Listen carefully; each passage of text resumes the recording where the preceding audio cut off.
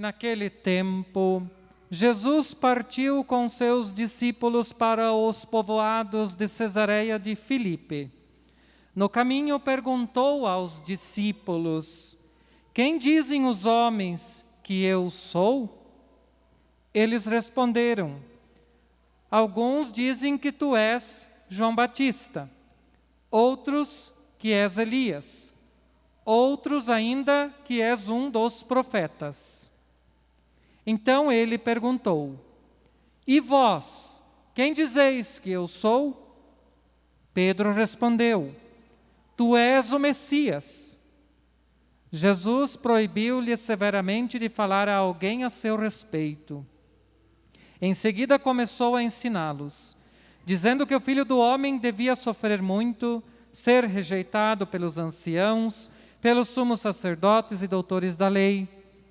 Devia ser morto e ressuscitar depois de 3 dias. Ele dizia isso abertamente. Então Pedro tomou Jesus à parte e começou a repreendê-lo. Jesus voltou-se, olhou para os discípulos e repreendeu a Pedro, dizendo: vai para longe de mim, Satanás.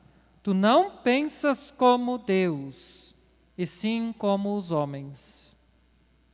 Então chamou a multidão com seus discípulos e disse: se alguém me quer seguir, renuncie a si mesmo, tome sua cruz e me siga. Pois quem quiser salvar a sua vida, vai perdê-la. Mas quem perder a sua vida por causa de mim e do Evangelho, vai salvá-la.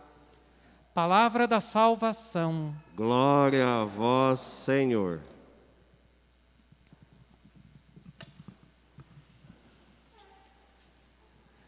Caríssimos irmãos e irmãs aqui presentes, a você que desde sua casa reza conosco, via as redes sociais, é momento de nós partilharmos esta palavra de Deus, que hoje nos coloca diante do caminho que nós estamos trilhando. Qual caminho nós estamos trilhando? Esta é a grande pergunta que deve nos orientar. A liturgia quer nos apresentar o caminho de Jesus, o caminho escolhido por Jesus e o caminho apontado pelo próprio Cristo aos seus seguidores. No caso, nós hoje. Que tipo de caminhar é este? Este nosso peregrinar neste mundo, como está sendo caracterizado? E se nós formos observar as nossas condutas, nossas escolhas, nós vamos ver que nem sempre nós conseguimos permanecer firmes no caminho proposto por Jesus. Porque bem sabemos que as propostas do mundo de hoje são mais atraentes. Elas têm um poder de convicção muito maior, a princípio, do que parece a palavra, os valores do reino de Deus. Mas aí eu convido a você, a cada um de nós, a olharmos esta primeira leitura de hoje. O que ela tem a nos apresentar? Ela fala de um servo sofredor. Que vocês perceberam que ao longo da narrativa, aquele servo sofredor, ele não desviou o seu olhar de humilhações, de cusparadas, de essas realidades que o autor sagrado foi colocando. Quem é este servo sofredor e a quem faz lembrar? Mais tarde, vamos compreender que o autor sagrado se referia à própria pessoa de Jesus. Por quê? Porque vamos constatar que durante o julgamento de Jesus, por aquelas autoridades da época, ele sofrera injúrias, sofreu a rejeição, sofreu e foi humilhado, bateram na cabeça dele, cuspiram na cara dele. Isso é muito humilhante. O servo sofredor, mesmo diante dessas adversidades, qual é a sua atitude? A sua atitude é de fidelidade ao caminho proposto por Deus. Alguém poderia até dizer e contestar, claro, ele era o Filho de Deus, então ele tinha muita paciência. Mas não esqueça, meu irmão, minha irmã, que em muitas passagens da Sagrada Escritura, Jesus também mostra que também fica indignado, fica com raiva. Jesus assumira a condição humana. Nós não podemos esquecer desta realidade da dimensão humana. Então, se ele assumiu o humano, ele também chorou, sofreu, teve raiva. Momentos em que o humano falou mais alto em Jesus, nem por isso manchava a realidade divina. Eis a proposta de Jesus e o caminho que nós precisamos trilhar. Para nós é um grande exercício, para nós vai ser uma grande exigência. Para nós é mais difícil, mas não impossível. Nós temos que ter a imagem deste servo sofredor. Hoje estamos como que numa espécie de caminhada de sofrimento, de muitas dores, nesse tempo de pandemia, muitas perdas, próximas inclusive de nós. Perdemos amigos, perdemos gente também do ministério consagrado, famílias às vezes quase, muitos membros de uma mesma família. Quanta dor, quanto sofrimento isto não causa. O que a primeira leitura quer nos chamar a atenção é que mesmo diante disso, permaneça firme na fidelidade.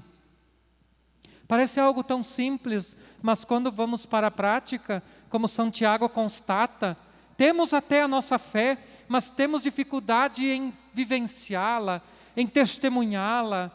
Às vezes nossa fé é tíbia, nossa fé é um tanto que morna. Nós sabemos o que acontece com o morno. Ou nós somos quentes ou nós somos frios. O morno, Deus vomita. Então temos que ser coerentes. E São Tiago, na segunda leitura, dá um puxão de orelha em todos nós. Não escapa ninguém. Como alguém vai dizer que tem fé se não vive esta fé? Se não nutre esta fé?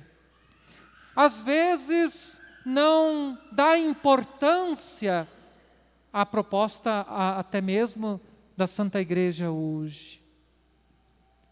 Por isso, às vezes, nós devemos retomar e nos avaliar como estamos na vivência e na prática sacramental. Os sacramentos são os canais da graça para a nossa vida. Se eles são os canais de graça, nós podemos constatar às vezes hoje que muita gente está deixando de buscar a graça de Deus. Não vive a fé, não vive coerente com as propostas do reino. Hoje o Senhor faz esta constatação. Aliás, ele até pergunta inicialmente, por que Jesus faz esta pergunta? Nós já ouvimos isto este ano na liturgia, já apareceu, se não me falha a memória, já 2 vezes. Quem sou eu para vocês? Por que Jesus tem esta preocupação em sua identidade? Porque Ele quer que tenhamos claro quem é a sua pessoa e qual é o teor da sua mensagem. Jesus está preocupado se a sua mensagem, que é de libertação, de salvação, está chegando ao nosso coração, está penetrando a nossa vida. Por isso ele pergunta, primeiro ele faz uma pergunta geral, quem dizem os homens ser o Filho do Homem? As respostas são inúmeras. Depois volta aos seus discípulos e este voltar para os discípulos e perguntar, quem Ele é. Esta pergunta cala forte também em nossos corações hoje. Aliás, é uma pergunta que deveria nos inquietar muito, porque não é um simples dar a resposta com palavras prontas e acabadas e bem elaboradas, mas é mostrar na vida que nós também somos de Jesus Cristo. Aliás, que nós escolhemos trilhar o caminho do Senhor. Qual é o caminho do Senhor? O caminho do Senhor tem renúncias. O caminho do Senhor exige renunciar a si mesmo, tomar a sua cruz e seguir passos firmes no seguimento a este Jesus que também abraçou a cruz, foi até a morte, foi obediente. São os elementos que nos são necessários até hoje. Como é difícil para nós obedecer às vezes, né? Às vezes temos dificuldades em obedecer. Continua sendo o maior pecado da humanidade, a desobediência. E isso nós chamamos de pecado original. Mas nós não fomos lavados e purificados no batismo? Sim, mas ele se manifesta. Ele deixou resquícios em nós. E nós cedemos muitas vezes aos caprichos, às vontades. Nós às vezes somos seduzidos pelos valores dos homens, valores do mundo, fama, dinheiro, poder, prestígio, elogios. Nós somos tentados constantemente a ceder a estas tentações. O caminho proposto por Jesus é o caminho da humildade, do despojamento. Abraçar a cruz e seguir Jesus nos leva à luz. Uma simples frase que pode resumir todo o evangelho de hoje. Tomar a cruz, seguir Jesus na fidelidade, nos leva à verdadeira vida, à luz eterna. Por isso, nós precisamos hoje um esforço redobrado. Não fora fácil para os primeiros cristãos também serem cristãos. Quem estudou um pouco a história da igreja sabe que os cristãos inicialmente eram perseguidos, eram humilhados, eram presos, eram mortos. Quantos e quantas pessoas não foram, às vezes, roubadas, mas permaneceram na fidelidade.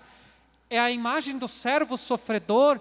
Não por nada o autor sagrado não faz questão de nominar o seu nome, porque o servo sofredor pode ser eu, pode ser você, pode ser todo aquele e aquela que sofre por causa da fidelidade ao Evangelho. Ao Evangelho que traz vida, traz libertação, traz salvação. Por isso Jesus hoje pergunta a mim, a você que está em casa, tente responder esta pergunta de Jesus. Quem é Ele para você? O que Ele representa na tua vida?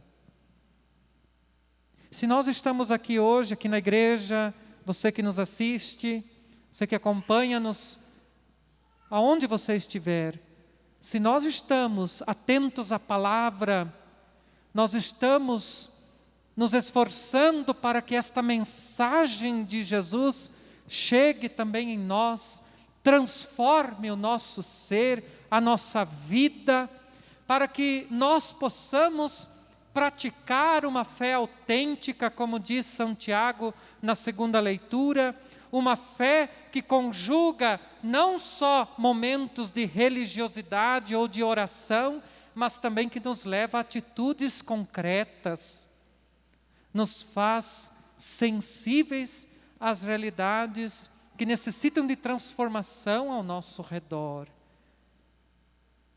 E assim nós, imbuídos do Espírito Santo de Deus, nós podemos transformar esta realidade.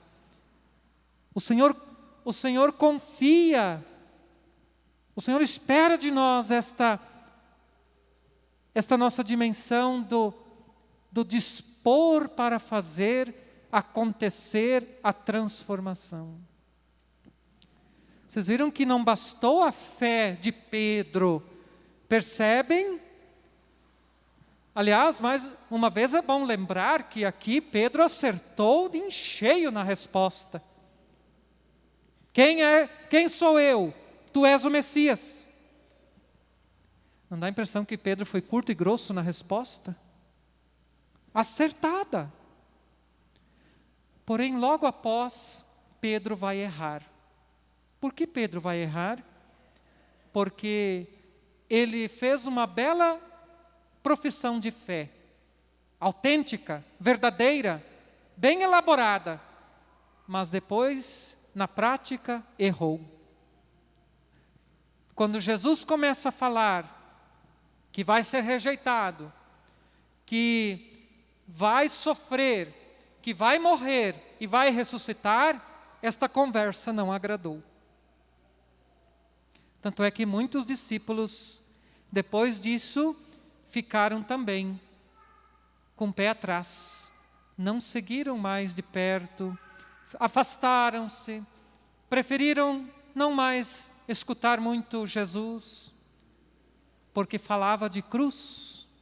Lembremos, abraçar a cruz nos leva a...